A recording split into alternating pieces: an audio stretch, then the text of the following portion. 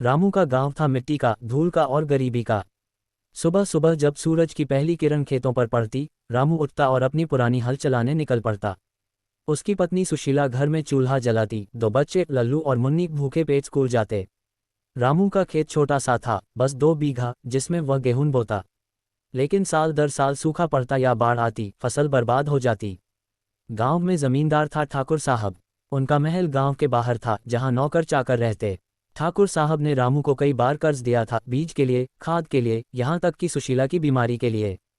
हर बार रामू ने वादा किया, अगले सीजन में चुका दूंगा। लेकिन कर्ज बढ़ता गया। अब कुल कर्ज 10,000 रुपये हो चुका था, जो रामू के लिए पहाड़ जैसा था। एक दिन ठाकुर साहब का मुंशी आया। रामू, इस बार फसल अच्छी हुई है ना? ठाकुर साहब कह रहे हैं, आधा हिस्सा उनका, ब्याज अलग। रामू ने हाथ जोड़े, हुजूर, बच्चे भूखे हैं, थोड़ा रहने दो। मुंशी हंसा, गरीब की किस्मत में यही लिखा है, पिसना। रामू घर लौटा तो सुशीला रो रही थी। कर्ज चुकाने के लिए उसने अपना मंगलसूत्र गिरवी रख दिया था। बच्चे भूख से बिलबिला रहे थे। रामू ने कहा, चिंता मत करो, इस बार फसल बेचकर सब चुका देंगे। लेकिन दिल में डर था। गांव में चक्की थी पुरानी, लकड़ी की, जिसे गधा घुमाता। रामू सोचता, एक दिन अपनी आखिरी फसल भी पिसवानी पड़ेगी। रात भर रामू सो न सका। बाहर कुत्ते भूंक रहे थे, जैसे कोई खतरा हो। सुबह उठा तो देखा, उसके खेत में ठाकुर साहब के आदमी फसल काट रहे थे। ये क्या? ये तो मेरी फसल है। रामू दौड़ा। मुंशी बोला, कर्ज का हिसाब।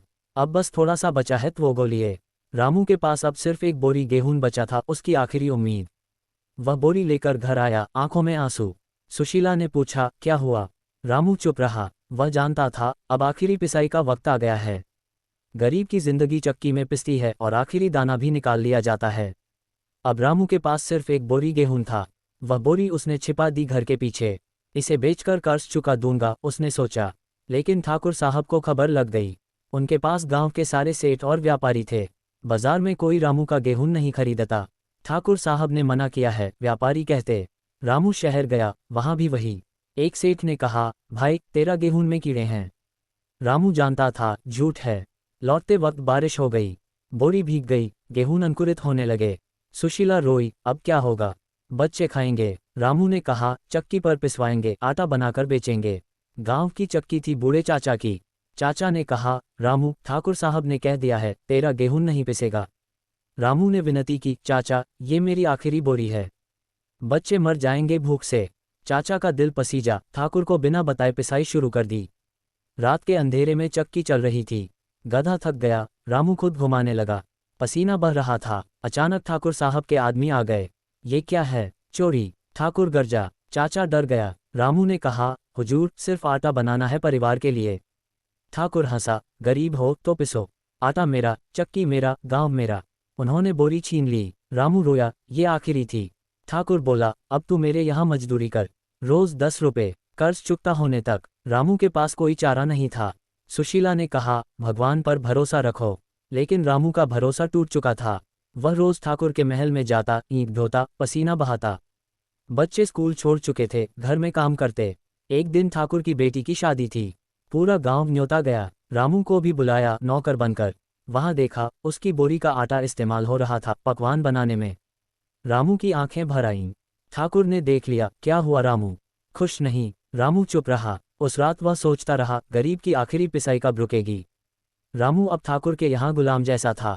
सुबह 4 बजे उठता, महल साफ करता, बैलगाड़ी चलाता, खेत में हल चलाता। 10 रुपये रोज, लेकिन खाने में कटौती 5 रह जाते। कर्ज कम होने की बजाय बढ़ता जाता, क्योंकि ब्याज लगता। सुशीला घर संभालती, लेकिन बीमार पड़ गई। दवा के पैसे नहीं। लल्लू और मुन्नी जूठे बर्तन धोने लगे पड़ोस में। एक दिन रामू ने ठाकुर से कहा, हुजूर, थोड़ा और पैसे दो, सुशीला मर जाएगी। ठाकुर बोला, गरीब की औरतें मजबूत होती हैं, पिसती रहती हैं। रामू चुप रहा। रात में वह चक्की के पास जाता, पुरानी चक्की को देखता।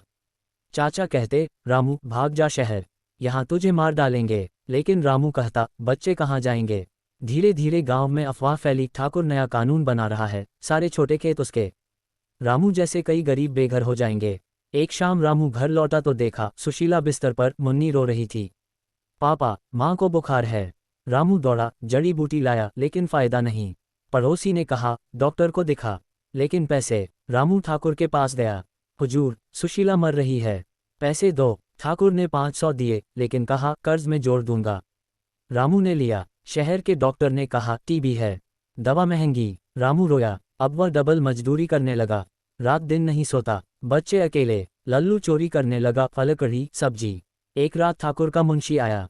रामू, ठाकुर साहब कह रहे हैं तेरा घर उनका कर्ज के बदले। रामू सदमे में, मेरा घर जहां बच्चे पैदा हुए। मुंशी बोला, हाँ कल खाली करो। सुशीला ने सुना, बेहोश हो गई। रामू बाहर निकला, चांद देखा। वह चिल्लाया, हे भगवान, गरीब को क्यों पिसता है। लेकिन जवाब नहीं आया। अब गैऊ पास कुछ नहीं, ना घर ना फसल ना उम्मीद। सिर्फ आखिरी पिसाई बाकी थी उसकी जान की। रामू का घर छिन गया। परिवार झोपड़ी में रहने लगा, जंगल के किनारे। सुशीला की हालत बदतर। रामू ने सोचा, अब मरना काफी है। वह गांव के दूसरे गरीबों से मिला, श्याम, मोहन, रामप्रसाद। सबकी कहानी एक जैसी। भाइयों, अगर एक साथ बोले तो ठाकुर क्या करेगा। रामू ने कहा। सब डरे लेकिन सहमत हुए। उन्होंने मीटिंग की रात में पुरानी चक्की के पास। चाचा ने कहा, मैं साथ हूँ। योजना बनी, ठाकुर के गोदाम में आग या हड़ताल। लेकिन रामू बोला, खून नहीं, हम कानून से लड़ेंगे। वे शहर गए, वकील से मिले। वकील ने कहा, कागज चाहिए, कर्ज के, लेकिन कागज ठाकुर के पास। फिर एक दिन ठाकुर की बेटी का स्वागत था। पूरा गांव इकट्ठा। रामू ने माइक छीना, भाइयों बहनों, ठाकुर हमें पिस रहा है। मेरी आखिरी फसल छीनी, घर छीना, अब जान लेगा। भीड़ में हलचल। कुछ ठाकुर के आदमी दौड़े, लेकिन गरीब ज्यादा थे। औरतें आगे आईं। सुशीला भी उठकर आए, कमजोर शरीर से। हमारी बहू बेटियां भूखी मर रही हैं। ठाकुर गुस्से में, पुलिस बुलाऊं। लेकिन एसडीएम आ गया, शहर से खबर लगी थी। मीडिया भी। रामू ने सारी कहानी सुनाई। ठाकुर का चेहरा पीला। पुलिस ने जांच शुरू की। कर्ज के कागज फर्जी निकले। ठाकुर जेल गया। गांव वाले खुश। रामू को उसका खेत वापस मिला, घर वापस। लेकिन सुशीला, वह बच नहीं पाए। आखिरी रात में उसने रामू से कहा, तू जीत गया, बच्चे संभाल, और चली गई। रामू रोया, लेकिन मजबूत बना। अब वह गांव का नेता था। चक्की फिर चली, लेकिन अब गरीबों की। ठाकुर जेल में, गांव बदला। रामू ने कोऑपरेटिव बनाया, सारे गरीब मिलकर खेती करते। फसल अच्छी हुई, बच्चे स्कूल गए। रामू की झोपड़ी अब पक्का घर। लेकिन सुशीला की याद आती। वह कब्र पर जाता, तूने कहा था भरोसा रख। रखा। एक दिन पुरानी चक्की टूट गई। रामू ने नई लगवाई, इलेक्ट्रिक। गांव वाले बोले, रामू भैया, तेरी आखिरी पिसाई ने हमें आज़ाद किया। रामू हंसा, नहीं भाई, ये शुरुआत है। गरीब पिसेगा नहीं अब। शहर से लोग आए, रामू की कहानी फिल्म बनाने। लेकिन रामू ने मना किया, ये मेरी नहीं, सब गरीबों की कहानी है। लल्लू बड़ा हुआ, डॉक्टर बना। मुन्नी टीचर। रामू बूढ़ा हुआ, लेकिन गांव में सम्मान। वह बच्चों को सुनाता, गरीबी चक्की है, लेकिन अगर एक साथ घुमाओ तो मालिक बदल जाता है। आखिर में रामू मरा, लेकिन उसकी कहानी जीवित रही।